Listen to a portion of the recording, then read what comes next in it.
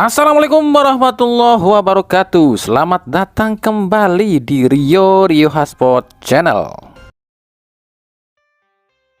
Kita awali edisi kali ini dengan mencoba berspekulasi dengan kalian para penonton setia channel ini. Jadi gini, kemarin manajer timnas Indonesia Sumarji bilang kalau Asnawi itu nelpon dia dan bilang gini nih, Pak Sumarji bilang sama Sintayong kalau saya nggak cedera, jadi jangan Sintayong bilang saya cedera ke publik ya, gitu kata Sumarji nih. Nah, menurut kalian ini apa nih? Kan STY kemarin bilang nih waktu nama Asnawi nggak ada dalam pemain yang dibawa lawan Jepang dan Arab. Kata STY Asnawi itu cedera, tapi Asnawi malah main lawan Pot FC. Setelah itu, setelah sehari berselang ya, Asnawi malah menelepon Sumarji dan seolah menegur Sintayong. Nah lo, apakah Asnawi ini lagi dihukum nih sama Sintayong? Kan kami udah bilang di timnas itu di eranya Sintayong pemain itu dilarang terlalu menanggapi. Catat ya, bukan nggak boleh menanggapi, tapi dilarang terlalu menanggapi ocehan netizen di sosmed. Atau istilah kasarnya, jangan dikit-dikit ada netizen komen langsung dibalas sama si pemain gitu loh. Jadi ya kita lihat nanti apakah dengan cederanya duo Sayuri Asnawi akan dipanggil oleh Sintayong apa enggak. Nah, gimana pendapat kalian kalau soal ini?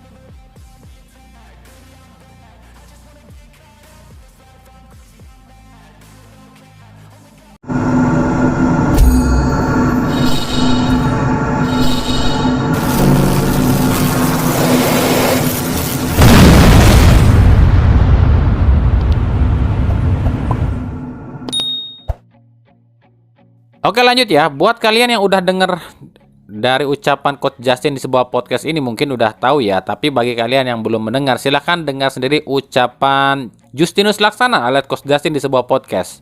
Kita masih ketemu 3 lawan di kandang di mana kita bisa raih 3 poin. Arab, Bahrain, China. Jadi kalau seandainya kita bisa asumsi kalah lawan Jepang, kita sapu bersih itu, tenang. Dan gue setuju sama Eric Thohir kalau bilang ya nggak ada diskusi lagi. Harus masuk 4 besar. Harga mati. Iya, ya. Gue setuju. Dan kalau seandainya nggak masuk 4 besar, Sintayong pecat. Jadi Koji setuju nih ya kalau misalnya masuk 4 besar, stay out berarti. Kalau dia berani bereksperimen yang aneh-aneh gitu, ya you have to take the risk. Oke. Kecuali dia memang melakukan segala untuk gue sih, ya jujur ya, yang lawan Cina itu gue itu big joke line up-nya. Nah, ucapan Koci ini langsung dibanjiri ribuan komentar, apalagi para orang-orang yang anti dengan Sintayong langsung sumringah dengan Koci bilang Sintayong out. Gini loh ya, kami jelaskan ya biar kita sama-sama paham. Eric Thohir betul memang di awal round 3 kemarin udah bilang targetnya adalah 3 atau 4 besar round 3 dan push ranking ke 100 dunia. Itu betul, Eric Thohir memang bilang begitu. Tapi itu lantaran karena Sintayong ini bereksperimen macam-macam saat lawan Cina. Makanya Eric Thohir ini ngasih ultimatum nih, kalau lu macam-macam lagi kayak lawan Cina, ya mungkin akan kita kasih hukuman yang setimpal gitu loh. Tapi ada satu hal yang kalian lupa. Ada satu hal yang Eric Thohir dan Coach Justin ini lupa. Sintayong itu bisa apa kalau di timnas kita nggak punya yang namanya striker hebat? Kalau timnas kita ini selalu dicurangi wasit. Bener dong? Apakah PSSI sudah mengatasi ini semua? Ketika timnas kita kurang striker, apakah PSSI sudah ngasih striker maut? Kan enggak. Lalu ketika Indonesia dicurangi wasit, apakah PSSI sudah berusaha? Apakah berhasil usahanya? Kan enggak. Jadi sangat naif buat kami jika ada yang meminta pelatih untuk sapu bersih 3 laga sisa, sementara amunisi di depan gak ditambah, sementara kecurangan wasit pun gak bisa dibenahi. Bener dong? Jika PSSI sudah membenahi 2 sektor ini, kami pikir baru boleh ngasih target yang muluk-muluk. Dan ingat, yang dibilang Coach Justin itu seandainya Sintayong ini lakukan blunder lagi kayak lawan Cina, itu yang dimaksud. Dan ini tugas PSSI dan BTN untuk mengingatkan kepada Sintayong agar jangan kayak lawan Cina lagi gitu loh. Kadang-kadang kami tuh aneh juga loh ngelihat netizen Indonesia. Padahal baru kali ini loh, baru pertama kali ini loh timnas Indonesia ini lolos round 3. Baru pertama kali ini Indonesia ini main di round 3 sepanjang sejarah.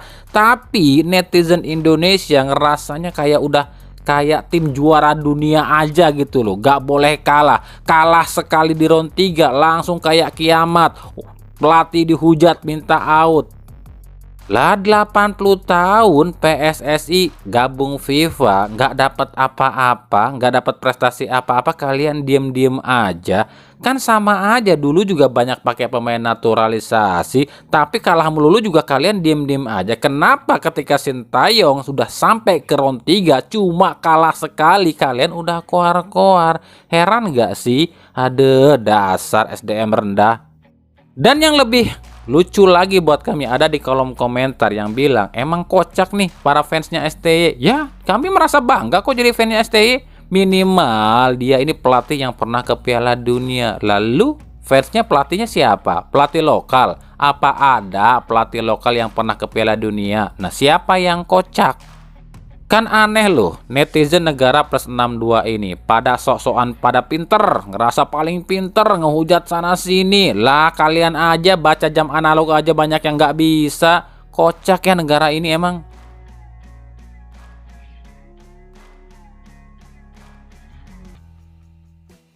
Lanjut ya, benar kan yang kami bilang, kalau orang-orang yang ada di DPR ini, mereka ini ngerasa dan ngakunya mereka ini orang-orang pinter, tapi kok kelihatannya kayak badut semua ya. Apalagi ini nih, di Komisi 10. Komisi 10 itu kan membidangi olahraga, pendidikan, sains, dan teknologi. Tapi kok seolah kelihatan bodohnya ya. Sekarang coba dengarkan ucapan dari Dita Mahfud ini. Dia ini dari fraksi Partai Nasdem ya. Apakah ada nilai transfer dari klub kepada PSSI? Anggarannya diambil dari APBN di Kemenpora atau sponsorship yang didapatkan secara private? Terima kasih. Dia bilang ketika PSSI mendatangkan pemain diaspora, apakah ada nilai transfer dari klub ke PSSI? Lucu ya, sejak kapan pemain mau bela timnas Indonesia kudu ditransfer? Emangnya pindah klub? Kelihatan gak paham bolanya ya.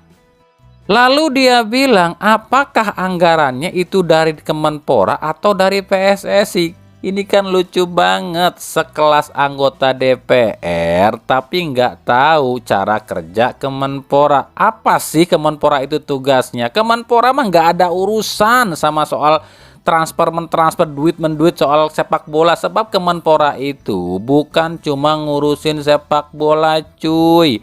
Kemenpora itu ngurusinnya semua bidang olahraga. Jadi nggak ada urusan soal duit dan transfer pemain. Kemenpora mah kadang-kadang aneh nih.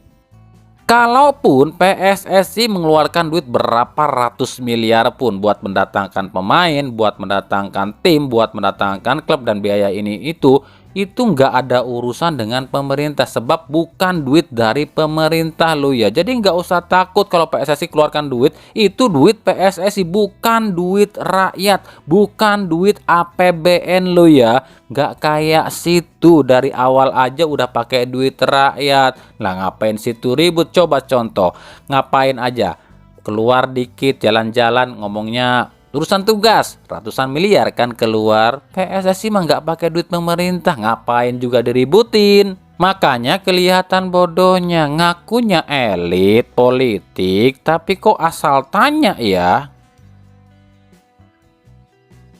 Lalu ini juga nih si Bonetria nih dari fraksi Partai PDIP nih, coba denger aja. Pertanyaan saya gini kepada Mas Menteri, kalau saya baca di sini kan mereka ini disewa sama di hire sama kita, diminta bermain di kita untuk posisi-posisi tertentu karena skillnya mereka spesifik.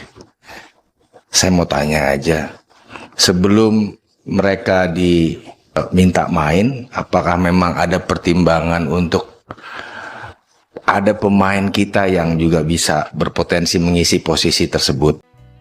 Dia bilang, apakah pemain yang mau ngebela timnas Indonesia kayak diaspora ini disewa atau dengan kata lain dibayar atau dengan kata dibeli gitu? Yah Pak Boni, nih ya, PSSI datangin pemain, mau itu dibayar kek, mau itu disewa kek, nggak ada urusan Pak. Yang penting timnas maju, toh duitnya juga duit PSSI, bukan duit rakyat yang dipakai.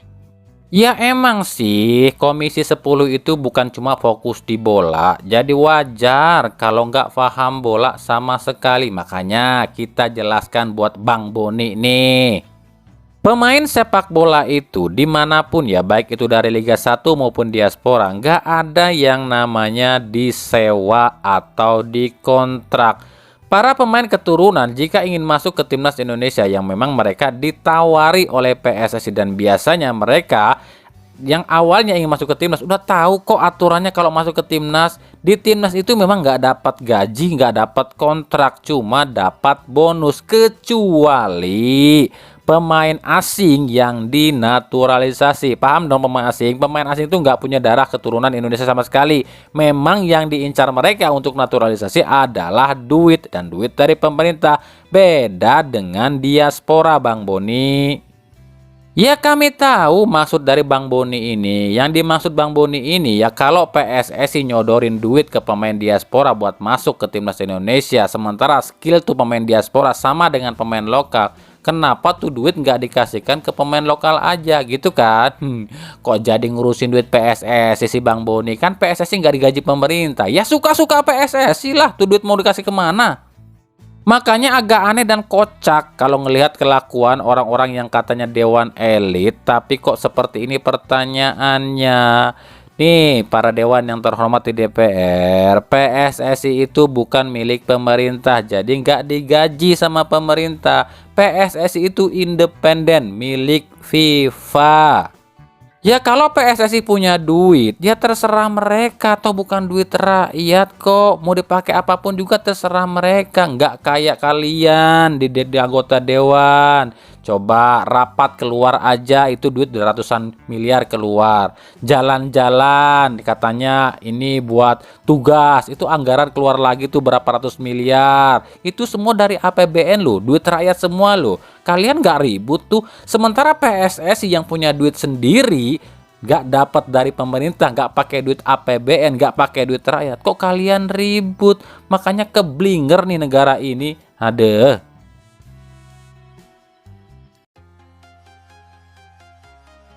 Kita ke Liga 1 ya. Pekan 10 udah kita lewatin. Nah, dari total 137 pemain asing di Liga 1 musim ini, siapa menurut kalian yang nggak maksimal? Ingat, pekan 10 itu adalah pekan akhir dari adaptasi pemain baru lo ya. Jika di 10 laga pemain ini nggak bisa maksimal atau bisa dibilang dia ini telat panas, ya istilahnya dia gagal. Kalau kami pribadi nggak bisa sebutin satu persatu loh ya, sebab kan beda tim, beda juga penggemarnya. Bisa aja kalau kami bilang si Anu yang jelek, tapi kan fansnya bilang si Anu mah bagus, bener dong. Nah yang kami maksud nggak maksimal itu bukan atau nggak termasuk yang cedera loh ya. Kalau cedera mah yang mau gimana lagi, namanya juga dia cedera, ya masa harus dipaksain sih. Berikut akan kami sebutkan beberapa pemain yang menurut kami atau versi kami, catat lu ya, versi kami aja. Mereka ini nggak maksimal di 10 laga Liga 1 musim ini. Yang pertama dari Persib Bandung ada Mailson 5. Kalau DDS nggak maksimal juga sih musim ini, tapi kan lantaran dia cedera. Yang kedua Madura United itu ada Maxwell Casio ya. Yang ketiga dari Dewa United itu ada Hugo Gomez alias Jaja. Yang keempat dari Malut United ada Diego Martinez. Yang kelima dari Persija Jakarta ada Pedro Diaz. Yang keenam dari PSM Makassar ada Adilson Silva. Yang ketujuh dari Borneo FC ada Lucas Salinas. Yang kedelapan dari Persis Solo ada Facundo Aranda. Yang kesembilan dari Persik Kediri ada Brendan Lucas. Ya memang dari awal datang udah cedera ya, jadi mungkin memang nggak maksimal banget nih. Yang ke-10 dari Bali United itu ada Brendan Wilson. Yang ke-11 dari Persebaya ada Ucok sama Gilson Costa yang nggak maksimal menurut kami. Yang ke-12 dari Barito Putra ada Al-Haji Gero.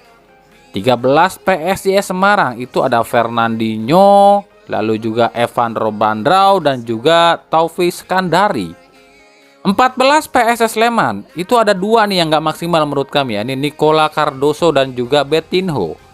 Yang 15 ada Semen Padang. Dari Semen Padang itu ada yang namanya Cornelius Stewart yang nggak maksimal. 16 dari Persita Tangerang ada Marius Ogboe. 17 dari PSBS Biak ada Gabriel Esparza. Sementara ke-18 itu ada Arema FC. Di Arema FC itu yang nggak maksimal musim ini adalah Charles Lokolingoy. Ya itu sih cuma analisa kami aja loh ya, versi kami aja ya. Silakan saja kalian boleh setuju, boleh juga enggak. Nah menurut kalian siapa?